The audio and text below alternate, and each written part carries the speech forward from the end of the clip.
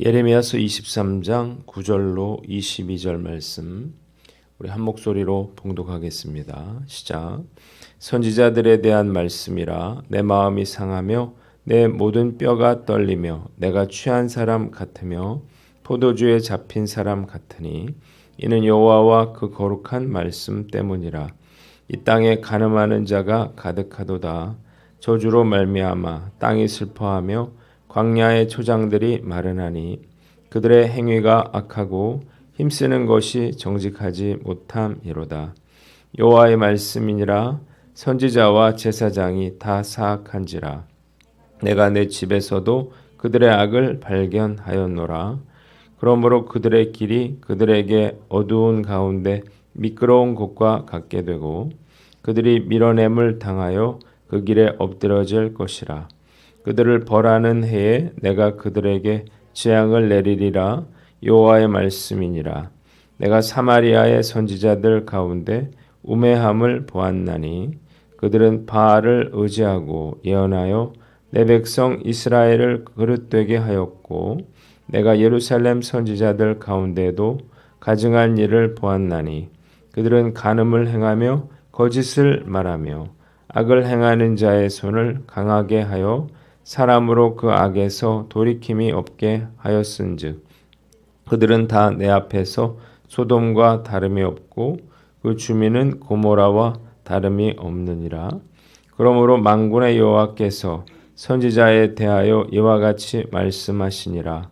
보라, 내가 그들에게 쑥을 먹이며 독한 물을 마시게 하리니 이는 사악이 예루살렘 선지자들로부터 나와서 온 땅에 퍼짐이라 하시니라. 만군의 여호와께서 이와 같이 말씀하시되 너희에게 예언하는 선지자들의 말을 듣지 말라. 그들은 너희에게 헛된 것을 가르치나니 그들이 말한 묵시는 자기 마음으로 말미암은 것이요 여호와 입에서 나온 것이 아니니라. 항상 그들이 나를 멸시하는 자에게 이르기를 너희가 평안하리라 여호와의 말씀이니라 하며 또 자기 마음이 완악한 대로 행하는 모든 사람에게 이르기를 재앙이 너희에게 임하지 아니하리라 하였느니라. 누가 여호와의 회의에 참여하여 그 말을 알아들었으며 누가 귀를 기울여 그 말을 들었느냐. 보라, 여호와의 노여움이 일어나 폭풍과 회오리 바람처럼 악인의 머리를 칠 것이라. 여호와의 진노가 내 마음에 뜻하는 바를 행하여 이루기까지는 그치지 아니하나니 너희가 끝날에 그것을 완전히 깨달으리라. 이 선지자들은 내가 보내지 아니하였어도 다름질하며 내가 그들에게 이르지 아니하였어도 예언하였은즉 그들이 만일 나의 회의에 참여하였더라면 내 백성에게 내 말을 들려서 그들을 악한 길과 악한 행위에서 돌이키게 하였으리라. 아멘. 오늘은 예레미야서 23장 말씀으로 거짓 선지자라고 하는 제목으로 묵상 나눔하도록 하겠습니다. 하나님은 거짓 선지자들의 악행을 고발하시고 심판을 선고하십니다. 먼저 9절로 15절 말씀인데요. 한번 따라해 봅시다. 거짓 선지자들의 죄악과 그들에게 임할 하나님의 심판. 예레미야 선지자는 거짓 선지자들에 대한 하나님의 말씀을 듣고 마음이 상하고 뼈가 떨리며 마치 포도주에 취한 사람처럼 되었다. 그렇게 말하고 있습니다. 이유가 무엇인가요? 이 거짓 선지자들로 인해서 죄를 저지른 백성들이 받게 될 그러한 재앙을 생각하니까 너무나 슬프고 고통스러웠기 때문이에요. 선지자들에 대해서 예레미야에게 하신 하나님의 말씀이 있습니다. 첫째로 10절에 이 땅에 간음하는 자가 가득하다고 하나님 말씀하셨습니다. 유다 땅에 음행하는 자가 가득하여 그 결과 이런 자들로 인해서 땅이 슬퍼하고 광야의 초장들이 메마르게 되었다. 땅이 저주를 받게 됐다. 그렇게 말씀하고 있습니다. 11절에 둘째로 선지자와 제사장들이 사악하다고 말씀하셨습니다. 유다의 종교 지도자들은 백성들의 죄악을 지적하고 거룩한 생활로 인도해야 할 그런 책임이 있었죠. 그럼에도 불구하고 죄악을 묵인하고 조장하는 그러한 사악한 그러한 자들이었다고 말씀하고 있습니다. 하나님은 심지어 성전에서 그들의 악을 발견했노라 그렇게 말씀하시는데, 이 악은 행음을 의미하는 것으로서 이 행음이 영적으로 우상 숭배를 의미하는 것이든지 아니면 실제적으로 육체적인 간음을 의미하는 것이든지 간에 어떤 것으로든 신성모독에 해당되는 그러한 죄였습니다. 그 결과 밤중에 미끄러운 곳을 걸을 때 넘어지는 것이 당연한 것처럼 그들은 하나님의 징계를 받아 미끄러져서 넘어질 것이었습니다. 세 번째로 14절인데요. 선지자들이 간음을 행하고 거짓을 말하며 악을 행하는 자들을 도와서 어느 누구도 죄악에서 떠날 수 없게 만들었다. 그렇게 말씀하고 계십니다. 그러면서 이전에 사마리아 선지자들에 대해서 말씀하시는데, 이들은 바알을 의지하고 예언함으로 북왕국을 멸망으로 이끌었습니다. 그런데 예루살렘 선지자들 역시 간음을 저지르고 거짓을 말하며 백성들의 악행을 묵인하고, 그래서 백성들로 하여금 회개하고 돌이킬 수 없도록 만들었습니다. 이로 인해서 예루살렘 성은 어떻게 됐습니까? 소돔과 고모라의 성처럼 되었다. 그렇게 말씀하고 계십니다. 그래서 하나님은 이런 자들에게 쑥을 먹이고 독한 물을 마시게 하겠다. 그렇게 말씀하고 계십니다. 한번 따라해 봅시다. 영적 지도자들을 위해 기도하라. 말씀을 묵상하면서 영적 지도자들의 타락에 대해서 두 가지를 생각하게 됩니다. 첫째는 영적 지도자들의 타락이 엄청난 영향력을 미친다고 하는 것입니다. 자, 북이스라엘을 멸망으로 이끈 사람들이 누구였나요? 바로 사마리아의 선지자들이었습니다. 그런데 유다도 마찬가지였어요. 남유다 역시 선지자들 또 제사장들의 타락이 백성들의 타락으로 이어졌고, 그래서 예루살렘 성이 소돔과 고모라 성처럼 됐다는 거니까 얼마나 큰 영향력을 미치는가를 우리가 알 수 있습니다. 둘째로 거짓 선지자들에게 내린 하나님의 심판이 매우 엄중하다고 하는 것입니다. 하나님은 그들의 길을 어둡게 하겠다, 미끄럽게 하여서 그들을 넘어뜨리겠다, 그리고 그들에게 쑥을 먹이고 독한 물을 마시게 하겠다, 그렇게 말씀하고 계시는데, 자, 이 영적인 지도자들에 대한 그러한 하나님의 징계가 무서운 이유는 이들이 저지른 죄가 자신들의 죄에 대한 책임일 뿐만 아니라 하나님의 백성들에게 끼친 그러한 악한 영향력에 대해서도 그들이 책임을 져야만 했기 때문이에요. 목회자들의 성추문이라든지 금전 문제로 인해서 교회에서 무리를 일으켰다, 이런 이야기를 들으면 정말 두려운 그런 마음이 듭니다.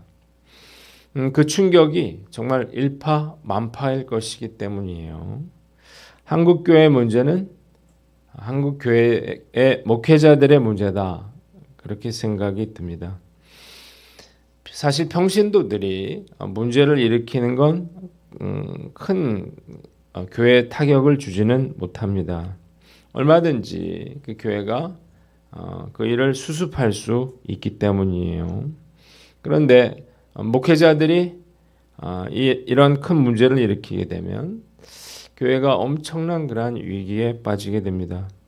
문제는 그것이 한 교회만의 문제가 아니라 교계 전체 문제가 되고, 그리고 나라 전체가 흔들릴 수도 있다는 거죠. 그러니까 목회자 한 사람이 무너지면 욕을 먹게 되잖아요. 그러면서 성도들 역시 얼마든지 그런 영향을 받을 수 있는 것입니다. 그래서 제가 이 나라가 위기다라고 생각하는 이유가 바로 여기에 있습니다. 그리고 오늘 본문에 보면 하나님이 선지자들을 향해서 제사장들을 향해서 너희가 간음을 행했다 그렇게 말씀하고 계시는데 목회자들은 특히 성적인 그러한 유혹으로부터 자신을 지켜야만 합니다. 여성들을 대할 그러한 기회가 많기 때문인데요. 그리고 어떤 설교를 했다든지 어떤 집회를 했다든지 어떤 그 행사를 마치고 나서 특히 조심해야 됩니다. 왜냐하면 공허함을 느끼게 되기 때문인데 특히 목회자가 설교 작성을 위해서 혼자 있는 경우가 많아서 음란물에 중독되는 경우도 적지 않습니다. 예전에 청년 목회로 큰 부흥을 이루었던 한 목사가 성추행 사건에 휘말려서 교계에 큰 충격을 준 일이 있는데 이와 비슷한 시기에 미국의 시카고에 있는 윌로크릭 교회 빌 하이벨스 목사가 성추행의 의혹으로 6개월 퇴임을 앞두고 사임을 해서 큰 충격을 주기도 했어요. 저도 이분의 책을 여러 권 샀었거든요. 한국교회 목회자들에게 큰 영향을 미쳤던 분인데 참 안타까운 일이 아닐 수 없습니다. 자, 우리가 알아야 될 건 뭐냐면 이런 일들이 그 누구도 예외일 수는 없다라고 하는 건데요. 저 역시 성적인 유혹으로부터 제 자신을 지키기 위해서 최선의 노력을 기울이고 있는데 절대 방심하면 안 되겠다 그런 생각을 하고 있습니다. 이 땅의 모든 목회자들이 거룩하고 순결한 하나님의 종들로 거듭날 수 있도록 그 어느 때보다 영적인 지도자들을 위해서 기도해야 할 때라고 생각합니다. 하나님께서 다시 한번 한국교회에 성령의 역사를 부어주시기를 간절히 소망하며 여러분들에게 기도와 중보를 부탁드립니다. 두 번째 본문은 16절로 22절 말씀인데요. 한번 따라해 봅시다. 거짓 선지자들의 예언. 자, 거짓 선지자들의 죄악을 지적하시고 그에 대한 하나님의 심판을 선포하신 하나님은 예언하는 선지자들의 말을 듣지 말아라 그렇게 경고하십니다. 그들이 헛된 말로 백성들을 속이고 있다고 하는 것입니다. 거짓 선지자들의 또 다른 잘못은 그들이 하나님께 받은 말씀이 아니라 자신의 말을 전한 데 있었다는 거예요. 16절에. 그들은 하나님을 멸시하는 자들에게 재앙이 아니라 평안을 이야기했어요. 완악하여 제 고집대로 살아가는 자들에게 재앙이 임하지 않을 것이다. 그렇게 멋대로 말했습니다. 하나님은 그들이 여호와의 회의에 참석한 적도 없고 그들이 귀를 기울여서 하나님의 말씀을 들으려 한 적도 없었다. 그렇게 강하게 부정하고 계십니다. 하나님의 분노는 폭풍같이 그들의 머리를 칠 것이고 재앙의 마지막 날에 백성들은 비로소 거짓 선지자들의 실체를 완전히 깨달아 알게 될 것이었습니다. 거짓 선지자들이 자기 멋대로 평안에 대해서 말하는 것이 중대한 범죄인 이유가 무엇인가요?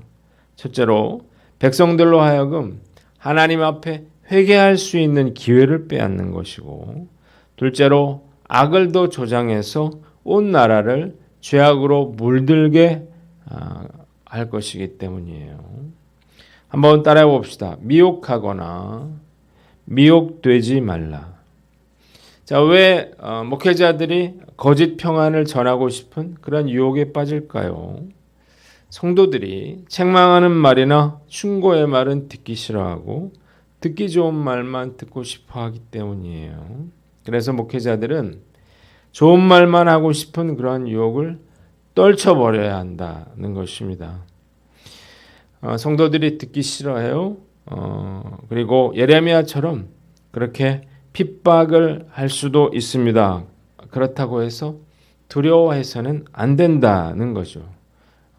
듣기 싫어하더라도 책망하는 말씀도 전할 줄 알아야 하는 것입니다.